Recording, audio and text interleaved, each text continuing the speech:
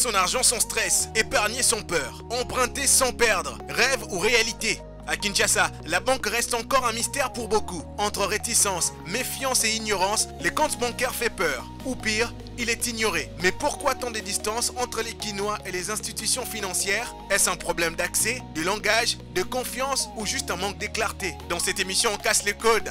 On dit les choses comme elles sont. Et surtout, on vous donne les clés pour comprendre le monde bancaire sans jalon, sans intimidation. Bienvenue dans l'émission qui va faire parler l'argent autrement. Allez, pour ce tout premier numéro de Parle en Banque sur ce plateau, nous avons le plaisir d'accueillir pour vous Monsieur Olivier Fidani. Bonsoir et bienvenue. Bonsoir Madame Léa, merci de me recevoir. Merci à vous d'honorer notre invitation. Alors, je vais vous laisser le plaisir de vous présenter tout seul. Je suis donc Olivier Fidani. On parle en tant que qui aujourd'hui, donc Parle en Banque? Je suis juriste, je travaille dans la finance depuis plus de 12 ans maintenant. Et c'est donc avec un privilège que nous aurons à décortiquer un tout petit peu le rôle, la mission de la banque en République démocratique du Congo. Et vu qu'on parle de la banque, vous avez directement mordu au sujet. C'est quoi en fait l'utilité d'une banque? À quoi sert une banque de façon générale? Alors, la banque est un intermédiaire. Sa mission principale, c'est de faire de l'intermédiation. Par intermédiation, je fais allusion à un cordon ombilical. Un tout petit peu comme les mamans qui, lorsqu'elles portent un enfant, il y a un cordon qui permet de prendre la nourriture que la maman mange pour donner à l'enfant. Alors, la banque fait un tout petit peu la même chose. C'est qu'elle commence par collecter l'épargne et ensuite, elle va faire du crédit avec. C'est-à-dire qu'en collectant l'épargne venant des opérateurs économiques ou des ménages, elle va donc récupérer ce qu'on appelle en termes techniques le cash flow, pour ne pas parler des espèces sonnantes et trébuchantes, donc l'argent, le cash. Elle va collecter cela, non pas simplement pour garder ça dans ses coffres, mais elle va récupérer cet argent-là pour pouvoir financer les activités à travers ce qu'on appelle le crédit. Donc, de manière simple, ce qu'il faudrait comprendre par la banque, c'est que la banque est un intermédiaire entre deux pôles. Le pôle de ceux qui viennent pour déposer de l'argent, qu'on appelle les épargnants, et de l'autre côté, le pôle de ceux qui viennent pour emprunter, qu'on va appeler les emprunteurs. Et donc, la banque est cet intermédiaire qui permet à ceux qui ont déposé leur argent la banque permet en fait aux emprunteurs d'avoir accès à l'argent qui a été déposé par les épargnants. Voilà. Étant donné qu'on parle de la banque, on voit tout de suite le compte bancaire. En quoi est-ce que cela peut-il changer la vie d'un citoyen d'ouvrir un compte bancaire? Alors, le compte bancaire, c'est pas quelque chose de savant.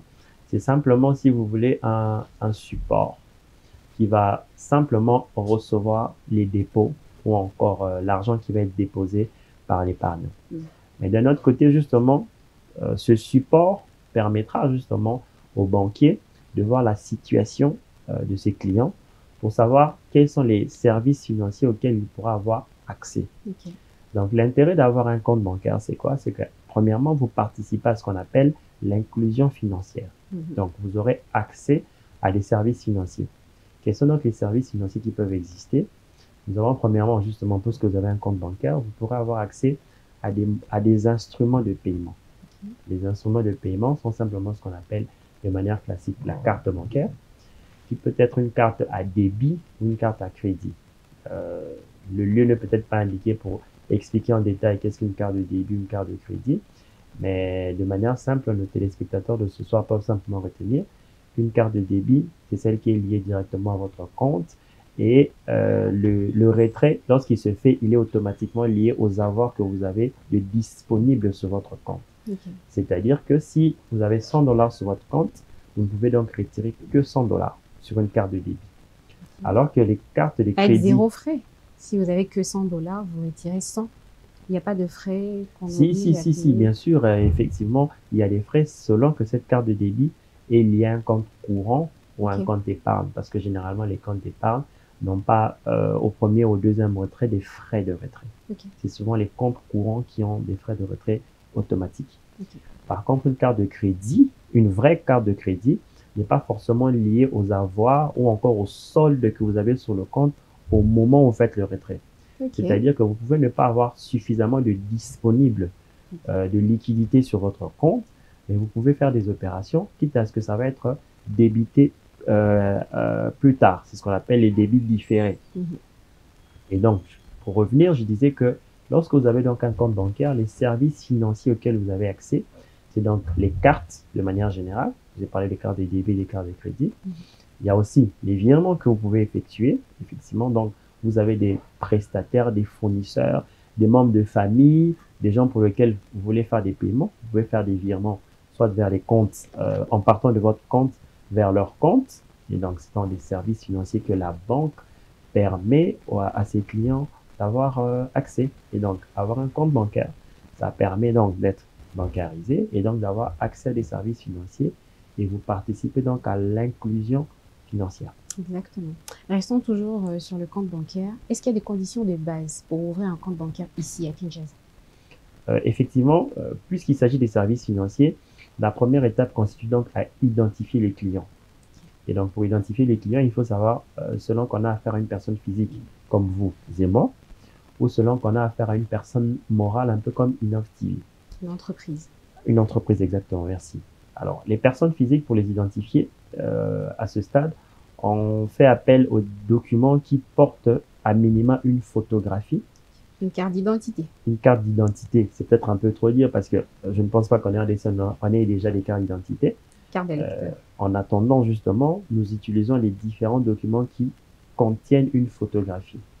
Il s'agit donc principalement du passeport, qui est un titre de voyage mais qui est admis dans les banques.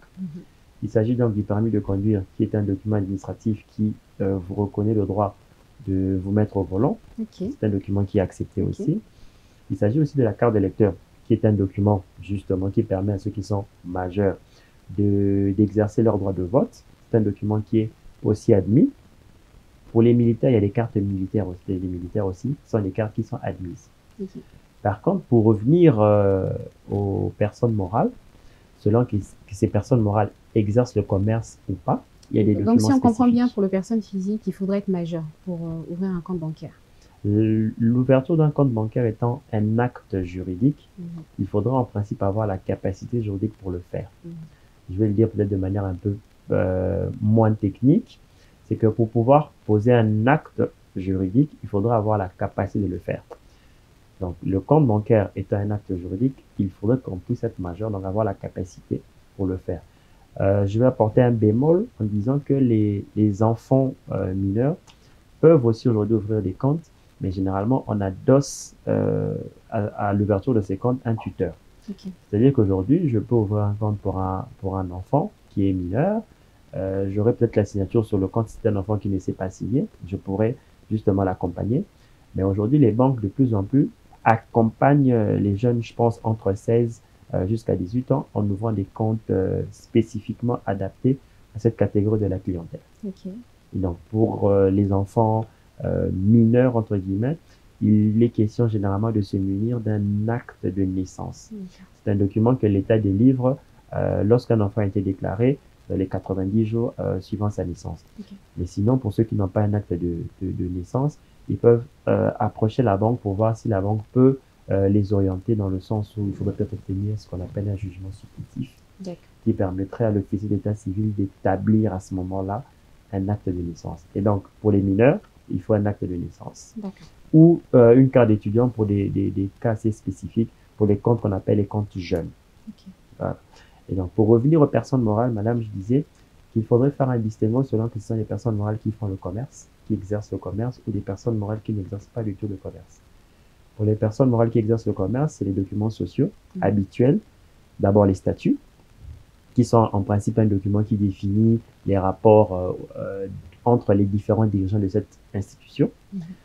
En dehors des statuts, vous avez l'extrait du registre du commerce et du crédit immobilier. C'est un document essentiel qui identifie le commerçant. Il est donc obtenu au niveau du guichet unique de création des entreprises, le GUS. Il y a aussi ce qu'on appelle le numéro d'identifiant fiscal, mieux connu sous le nom du NIF. C'est un numéro d'identifiant fiscal. C'est un document qui permet à l'administration fiscale de vous identifier en tant que personne physique ou personne morale. Parce qu'aujourd'hui, on a des numéros identifiants fiscal NIF pour toutes les catégories. À côté de cela, il y a aussi ce qu'on appelle le numéro d'identification nationale. C'est un document qui est délivré par le ministère de l'économie nationale qui permet justement d'identifier un opérateur économique. Et à côté de cela, il y a d'autres documents en fonction de l'activité que vous exercez. Vous voyez, si vous exercez dans un secteur spécifique ou un secteur réglementé, on pourrait toujours vous demander de délivrer les autorisations obtenues pour pouvoir exercer votre activité. Parce que la banque doit se rassurer que la personne avec laquelle elle va faire des affaires est une personne, premièrement, juridiquement qui existe, mais aussi qui est habilitée à exercer ses activités.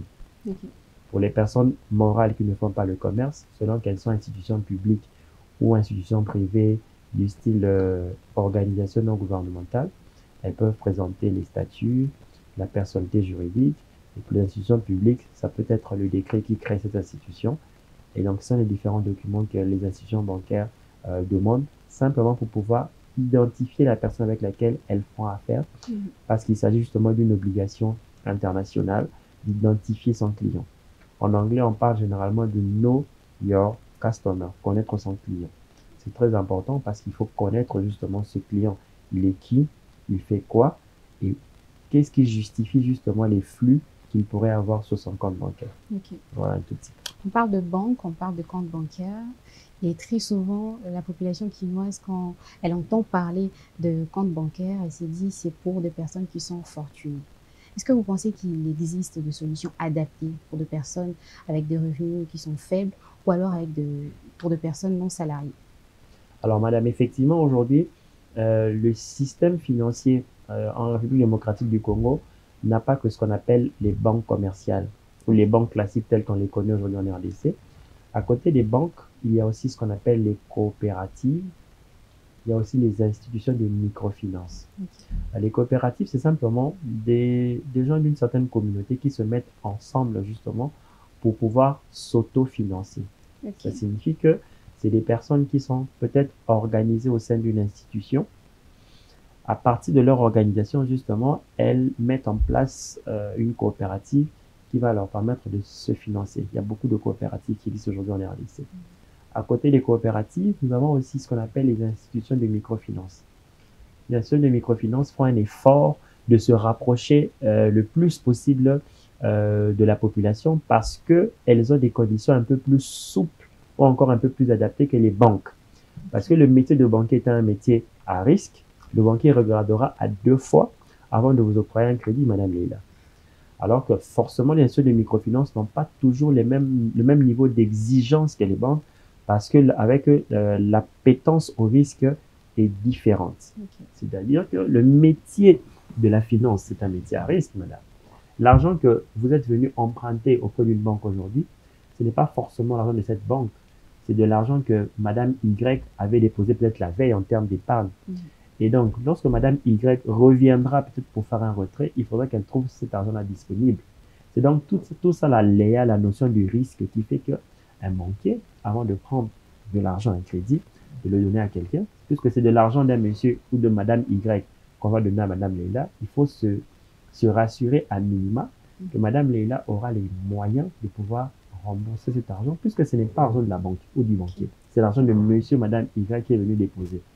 Et donc, cet ensemble d'études de risque font que la banque mettra forcément des conditions pour vous octroyer le crédit, mais peut-être aussi pour avoir accès à certains services financiers.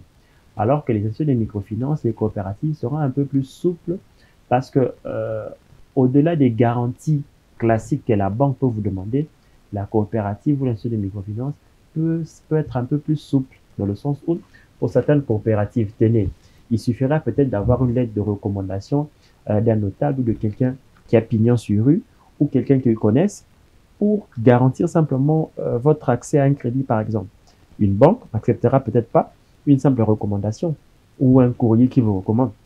C'est donc un moyen, en fait, qui est mis en place pour permettre aux uns et aux autres d'avoir accès aux services financiers.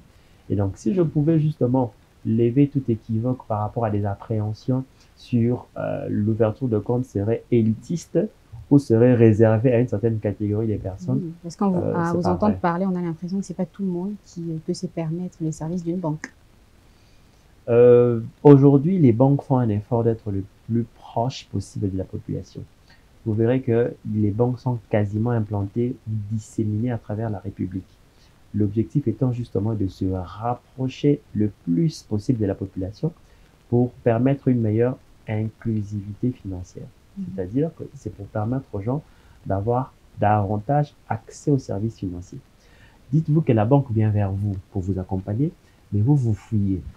C'est un peu comme si c'était le médecin qui essaie de venir vers le malade pour lui administrer des soins, mais le malade se dit non, je suis dubitatif par rapport aux soins qu'on voudrait m'administrer.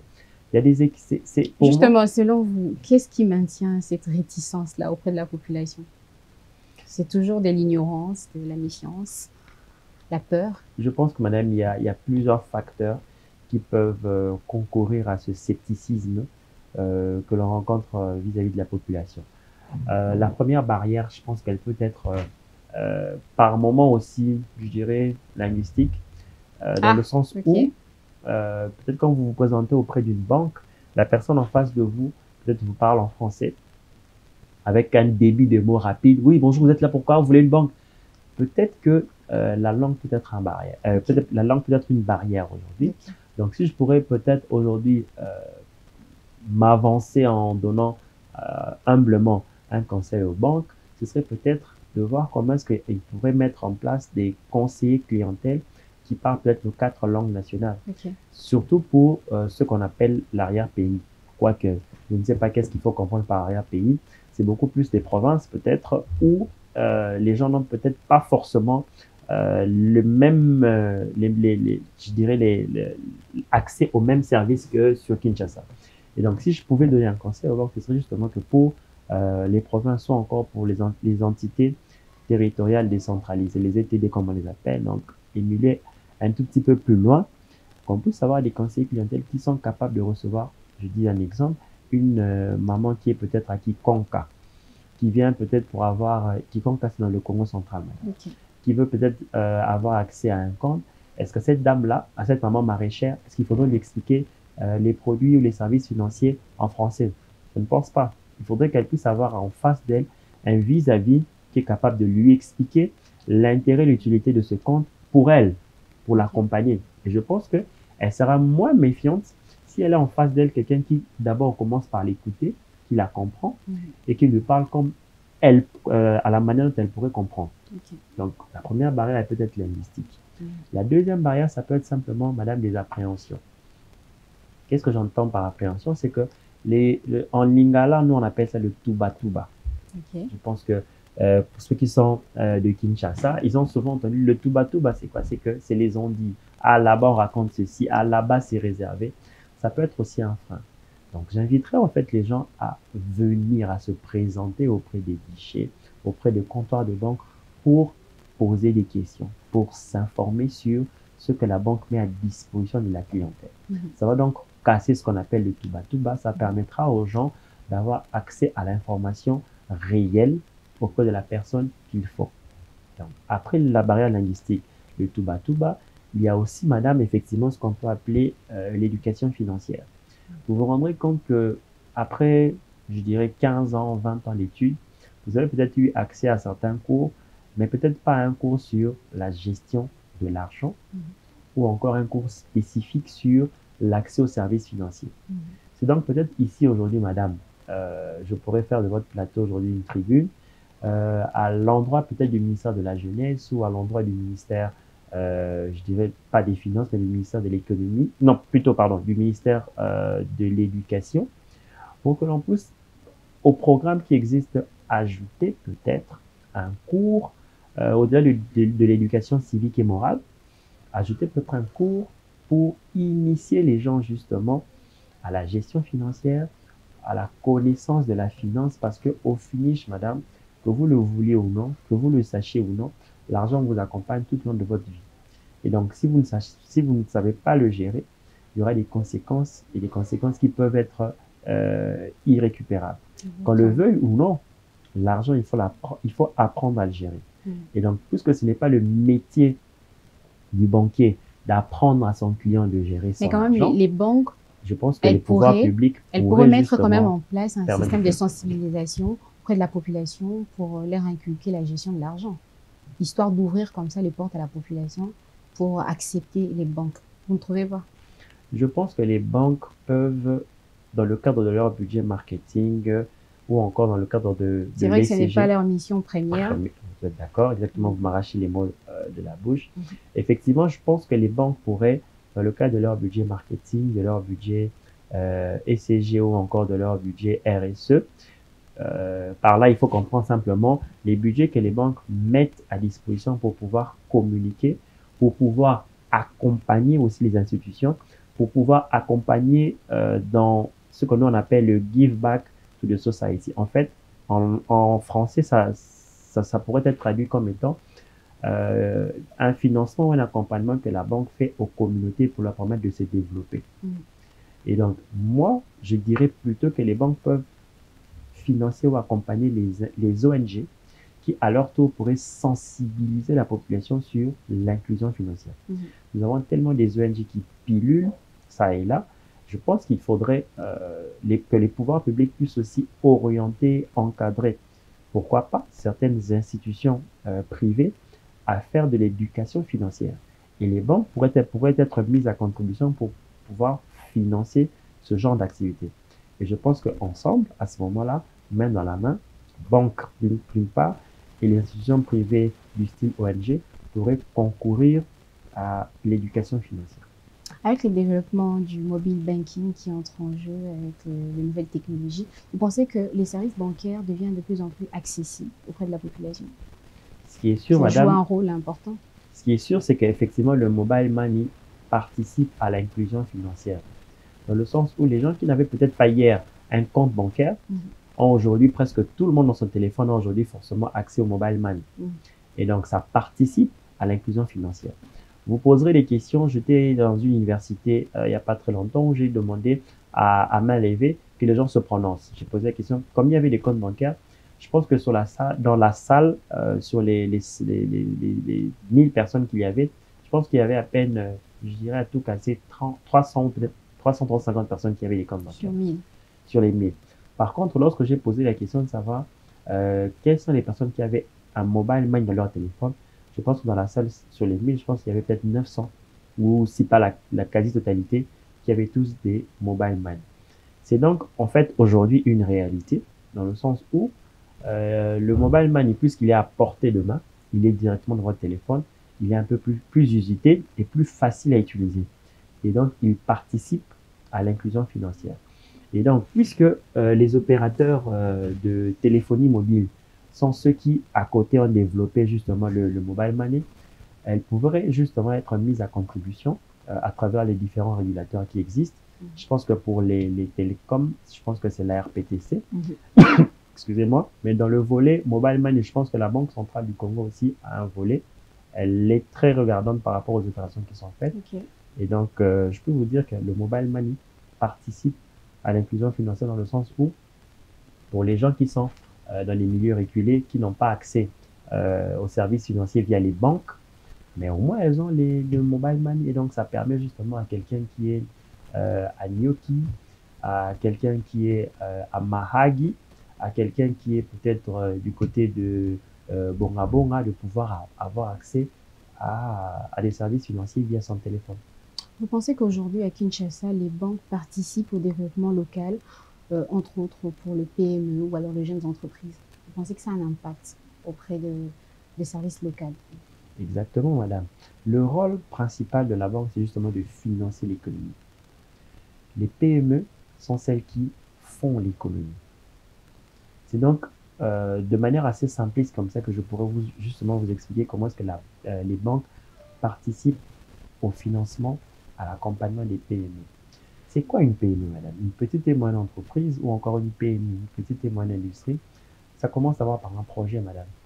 On vient pour répondre à un besoin. Ce projet peut être autofinancé, c'est-à-dire que les personnes qui ont eu l'idée du projet, les fondateurs, les actionnaires ou les associés, ont peut-être les moyens de faire leur activité. C'est ce qu'on appelle les capitaux propres. Ils ont donc pu ils ont pu s'autofinancer en sortant l'argent de leur poche. Mais il y a aussi de ces PME qui, justement, n'ayant pas les moyens de financer un projet, peuvent approcher les services d'une banque, d'une institution de microfinance. Oui. Vous êtes sûr? Je suis certain de ce que j'ai dit, madame. Peuvent approcher les services d'une banque ou bien sur les microfinances pour obtenir un financement, un accompagnement. Et c'est donc un moyen efficace pour permettre à une PME qui avait aujourd'hui peut-être du mal à avoir accès à des grands marchés, peut-être parce qu'elle n'a pas forcément les moyens nécessaires pour pouvoir s'équiper, elle peut justement approcher une banque, approcher le seul des microfinances pour lever de fonds, pour obtenir un crédit justement qui va lui permettre de se financer et de répondre à ce marché et demain d'agrandir ses parts de marché et de devenir un peu plus grande. Le rôle principal des banques, madame, justement, d'accompagner les PME. Mais aujourd'hui, nous voyons... J'attendais les mails là derrière. Non, aujourd'hui... Parce qu'à Kinshasa, c'est quand même rare de voir une banque qui accompagne une petite entreprise.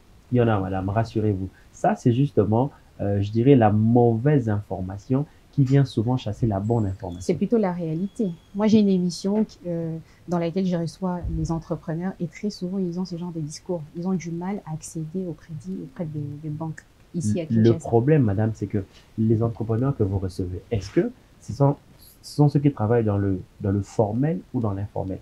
Parce que si vous êtes dans l'informel, madame, comment voulez-vous qu'une banque puisse vous accompagner? Si vous avez déjà la banque a du mal à vous identifier. Il vous souviendra qu'en liminaire de l'émission, je vous ai expliqué quelles étaient les conditions pour pouvoir ouvrir un compte bancaire. Et l'une des conditions, c'était qu'on puisse vous identifier. Pour vous identifier, il faudrait que vous puissiez avoir les documents. Donc, la plupart des gens qui sont dans l'informel n'ont pas les documents. Je ne suis pas en train de tirer à boulet rouge sur ceux qui sont dans l'informel parce que il y a des conditions aussi qui militent justement à rester dans l'informel parce que il y a ce qu'on peut appeler une pression fiscale, une tracasserie qui fait qu'il y a des gens qui ne veulent pas se formaliser en se disant que je préfère rester dans l'ombre, tapis dans l'ombre, on ne me connaît pas, on ne viendra pas m'embêter par les différents services administratifs. Mais d'un autre côté, il y a ce qu'on appelle le revers de la médaille qui fait que justement, plus que vous êtes tapis dans l'ombre, on ne vous connaît pas, vous aurez du mal justement à pouvoir approcher une banque pour qu'elle puisse aussi vous financer. Vous pensez que c'est le seul frein? C'est l'un des premiers, des premiers, je peux vous le dire. Le second, c'est aussi la structuration de ces entrepreneurs. Quand vous allez vers le banquier, je vous ai dit tout à l'heure, madame, c'est que l'argent que le banquier vous prête, ce n'est pas son argent. C'est l'argent d'un déposant, d'un épargnant. Et donc, puisqu'on vous l'a prêté, ça suppose que vous devrez le rembourser. Et donc, pour pouvoir le rembourser, il faudrait que vous puissiez avoir les capacités. Comment est-ce que le banquier se rassure que vous avez les capacités pour pouvoir rembourser? Il va faire ce qu'on appelle une analyse financière. Il va donc regarder votre entreprise, peut-être vous demander les états financiers pour voir comment vous gérez votre business.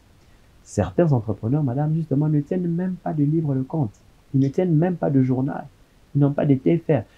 Je ne suis pas en train de dire ici qu'il faudrait forcément se faire accompagner d'un expert comptable, même si c'est ça l'idéal, mais au moins tenir une comptabilité. C'est déjà par là que ça passe, parce qu'il va falloir que le banquier s'appuie sur quelque chose pour qu'il puisse faire une analyse sur vous, madame. Parce que le banquier, ce n'est pas un prophète, ce n'est pas un diseur de bonne aventure qui vient, il vous voit et il dit, ah madame, bon, comme je suis diseur de bonne aventure, je pense que vous allez pouvoir rembourser les yeux fermés. Non, le métier du banquier, c'est un métier de risque et donc il doit analyser le risque pour pouvoir asseoir son confort à vous financer. Et donc, je reviens, madame, à notre sujet principal qui était les appréhensions que les gens ont par rapport à l'ouverture d'un compte bancaire. Je disais que les pouvoirs publics peuvent y participer. Le secteur privé aussi peut y participer. Il est question de se mettre ensemble, de se dire quel est le réel problème pour pouvoir y apporter des solutions. Mais je puis vous dire, madame, avec la petite expérience que j'ai dans le secteur financier, c'est que très souvent, ce qu'on entend les gens dire à gauche, à droite, n'est pas toujours vrai. Moi, j'inviterai les uns et les autres à entrer sur Internet, à consulter ce qu'on appelle les rapports annuels des banques. Chaque année, tenez madame, chaque année, les banques présentent un rapport annuel. Et dans ce rapport annuel, vous avez accès aux informations de la banque. Et la banque vous dit justement qu'est-ce qu'elle a fait pour l'exercice 2024, par exemple, puisque nous sommes en 2025. Essayez, allez sur Internet, entrez sur Internet, regardez les rapports annuels des différentes banques. Vous verrez qu'ils ont financé l'économie, ils ont financé les PME. J'en veux pour raison que les banques accompagnent les PME, madame. C'est simplement un problème de structuration au niveau des PME qui peut faire que le banquier puisse être réfractaire à l'idée de les accompagner. Mais sinon, les banques, les IMF accompagnent les PME. Monsieur Olivier, on va finir avec un petit conseil à la ménagère ou alors à un jeune étudiant ou étudiante qui n'a pas de compte bancaire mais qui souhaiterait en avoir un. Alors, effectivement, l'idéal, serait que nous puissions atteindre un taux d'inclusion financière. Allez, j'ai envie d'être optimiste, atteignant au moins les 30 ou les 40% de niveau d'inclusion financière, ce serait déjà très bien. Regardons, madame, ce qui se passe au Kenya avec le mobile money. Vous verrez qu'au Kenya, les gens, puisqu'ils ont vraiment accès au mobile money, qu'il a été très développé, madame, aujourd'hui, on peut faire du crédit avec le mobile money. Vous verrez qu'avec un opérateur ici localement, eux, ils ne font pas encore du crédit, mais ils font ce qu'on appelle des rallonges. Je pense que c'est aujourd'hui, si vous voulez, l'ancêtre de ce que sera le crédit avec le mobile money demain. Okay. Aujourd'hui, on vous donne des rallonges avec les mobile money. Demain, à maturation, je pense qu'à terme, les mobile money pourront aussi commencer à faire du crédit aux particuliers. Pour revenir au conseil que nous pourrons donner, ou encore le conseil que nous pourrions émettre vis-à-vis de la ménagère, vis-à-vis d'un jeune, c'est que la gestion de l'argent n'est pas chose aisée. Okay. Ça ne se décrète pas. Il faut apprendre les basiques. Okay. Effectivement, l'un des meilleurs moyens d'apprendre à gérer son argent, c'est de savoir où va son argent. Qu'est-ce que l'on fait de chaque franc congolais que l'on a? Qu'est-ce que l'on fait de chaque dollar que l'on a? L'un des moyens de retracer son argent, ça peut être aussi la banque, puisque lorsque vous allez faire un dépôt, la banque, c'est les écritures comptables. Ça laisse des traces. Donc, on sait voir que tel jour à telle heure, vous avez déposé tel montant. Tel jour à telle heure, vous avez retiré tel montant. Ça peut vous permettre à la fin d'un mois ou à la fin d'un trimestre, d'un semestre ou d'une année de tirer un extrait, parce qu'il y a aujourd'hui des banques qui permettent d'avoir accès à son extrait bancaire à partir de son téléphone. Ça, ce sont les merveilles que la technologie apporte aujourd'hui vers le téléphone. On n'en parle peut-être pas suffisamment. Aujourd'hui, on n'a pas besoin d'aller à la banque pour aller demander un long papier. Aujourd'hui, à partir de votre téléphone, il y a des applications des banques. Vous pouvez avoir accès à votre compte et regarder les mouvements. Ça permet donc justement de se faire une idée sur la manière dont on gère son argent. Okay. Première des choses, ça vous permet de mieux gérer votre argent. La deuxième des choses, c'est que ça vous permettrait effectivement d'avoir accès à ce que j'ai appelé ici les services financiers. Bon nombre des étudiants aiment aller poursuivre leurs études à l'étranger. Qui dit poursuivre les études à l'étranger dit forcément sortir du territoire. Pour sortir du territoire, il faut avoir un visa. Avoir un compte bancaire, ça permet d'avoir des extraits bancaires qui permettent justement aussi de faciliter l'administration dans l'octroi des visas. Donc, avoir un compte bancaire, c'est faciliter, connaître la gestion de son argent. Ça permet administrativement de faciliter les visas, et ça permet aussi aujourd'hui d'avoir accès à des services financiers. La carte bancaire, ça permet de faire des paiements auprès des différents marchands. Vous pouvez obtenir un crédit qui peut vous permettre justement de financer une activité. Et donc, il y a tout intérêt à approcher les banques, les coopératives, ainsi que les instituts de microfinance pour pouvoir avoir accès aux services financiers. Merci, Monsieur Olivier. Merci à votre expertise. En tout cas, on a été nourris. Et aujourd'hui, j'espère que beaucoup qui nous suivent à l'instant sont nourris et ils ont quelque chose, en tout cas dans leur tête. Ils ont retenu quelque chose, ils ont appris quelque chose de vous dire ce soir sur notre plateau de Parlons Banque. On espère que vous avez passé un excellent moment ensemble avec nous. Je vous remercie, madame, du sujet qui a été justement abordé. Et je vous remercie justement de participer justement à cette sensibilisation sur les moyens financiers qui existent sur les banques. Ça permet donc aujourd'hui, je pense, à ceux qui auront suivi notre émission, d'être un peu plus utiles sur la question. Je vous remercie, madame. Vous avez éclairé nos lanternes. Je dis non parce que moi aussi j'ai été éclairée par vos dires. Merci à vous, chers téléspectateurs. Vous l'aurez donc compris, c'est la fin de ce numéro de Parlons Banque. On vous donne rendez-vous très prochainement. En attendant, apprenez à gérer mieux votre argent. Bonsoir.